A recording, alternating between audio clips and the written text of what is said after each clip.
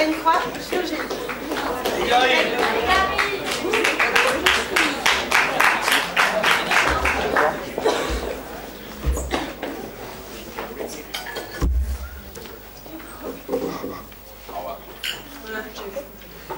Mademoiselle la jurée, monsieur le juré, mademoiselle la présidente de Plédé-Sec, cher public, bonsoir.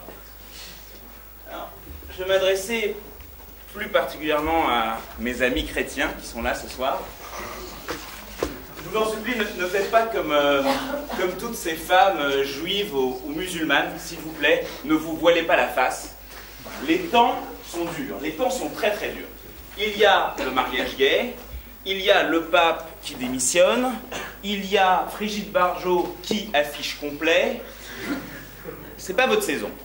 Et en plus, pour augmenter votre malheur, Plédé-Sec enfonce le clou en allant chercher dans le Nouveau Testament, ce que nous appelons, nous les Juifs, le Faux Testament, va chercher dans le Nouveau Testament un sujet absolument magnifique.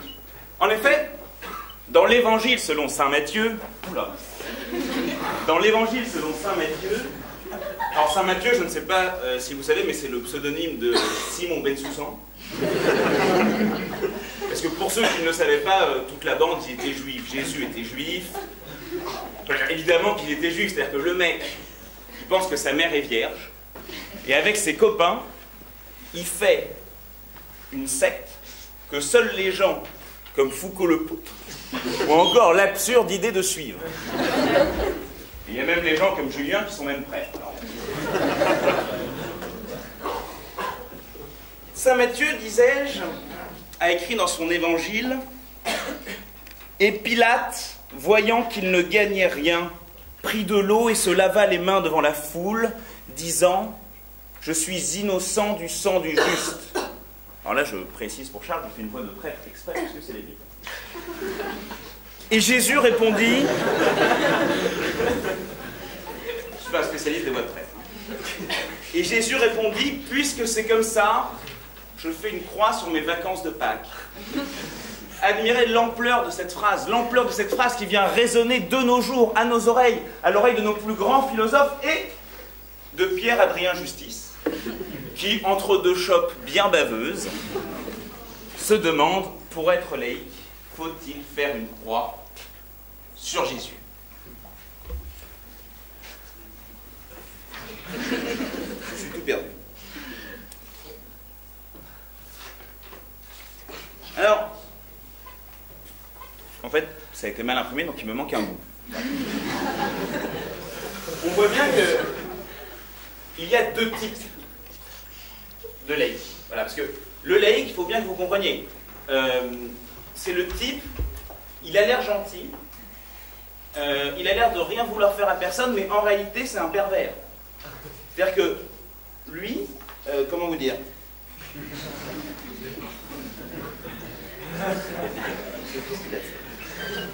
Lui, comment vous dire, le laïc, il va essayer de vous faire croire qu'il est tout gentil avec tout le monde, mais en vérité, ça va être un véritable intolérant, un petit pervers, et je vais vous montrer pourquoi. Donc, si vous voulez, comment vous dire, il est un peu fourbe, comme un juif, mais en même temps, il est intolérant comme un islamiste. Donc, c'est un cocktail hyper détonnant, hyper explosif. Et donc, on va pouvoir étudier ces deux types... là, vous voyez, je suis un peu perdu. On va pouvoir étudier donc, ces deux types de laïcs. Alors, premièrement, il y a le premier laïc, c'est le laïc stupide. Hein, le laïc un peu bébête. En fait, lui, le problème, c'est qu'il confond un peu tout. Hein, donc, pour lui, voilà, tout le monde a une croix, tout est une croix. C'est-à-dire que la Magen David, l'étoile de David, ça se devient la croix juive. Le croissant, le Allah, c'est ça? Ça devient la croix musulmane. Bon. C'est le genre de mec, vous voyez, qui pense que les cloches d'une église et un imam, c'est pareil.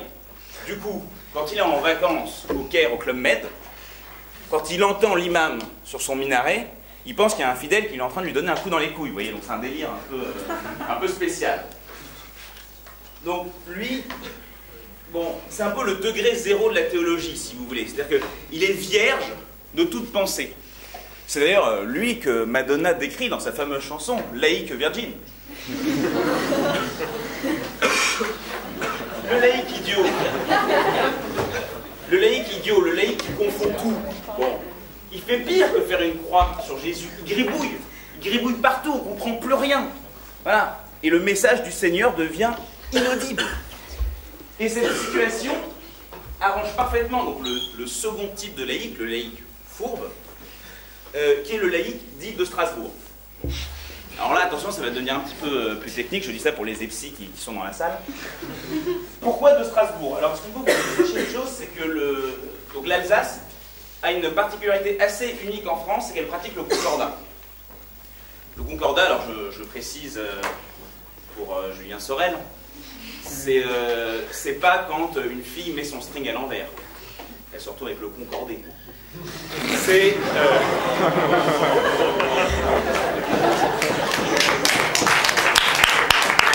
Ça se tempête. Non, le concordat, c'est cette fameuse état de droit.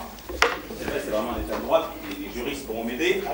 Cet état de fait, c'est cet état de fait où l'Église est séparée de l'État. Voilà. N'est pas séparée de l'État. Ah, mais je sais pourquoi ça marche pas. C'est parce que c'est recto verso.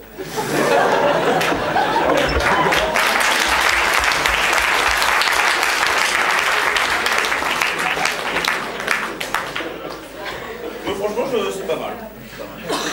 Alors, l'Église et l'État ne sont pas séparés. Alors du coup, on a des situations qui viennent assez absurdes. Hein.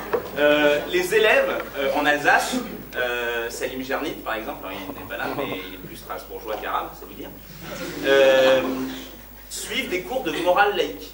Voilà, les cours de morale laïque, je ne sais pas si vous vous souvenez, on nous a pas mal parlé de ça l'été dernier parce que Vincent Payon, le ministre préféré de Foucault-Lepoutre, voulait imposer ses cours de morale laïque. Or, c'est assez évident. Cette idée, c'est tellement bête, c'est seulement les Alsaciens qui peuvent avoir cette idée. Parce que si vous voulez un Alsacien, c'est quoi? L'Alsacien, c'est un bel immigré qui n'a même pas été foutu de trouver la Suisse. Les Suisses, pardon. Bon, je continue un peu du coup, parce que je me suis un peu perdu. Alors, rapidement, qu'est-ce que c'est que la morale laïque, sinon un catéchisme à l'usage des athées?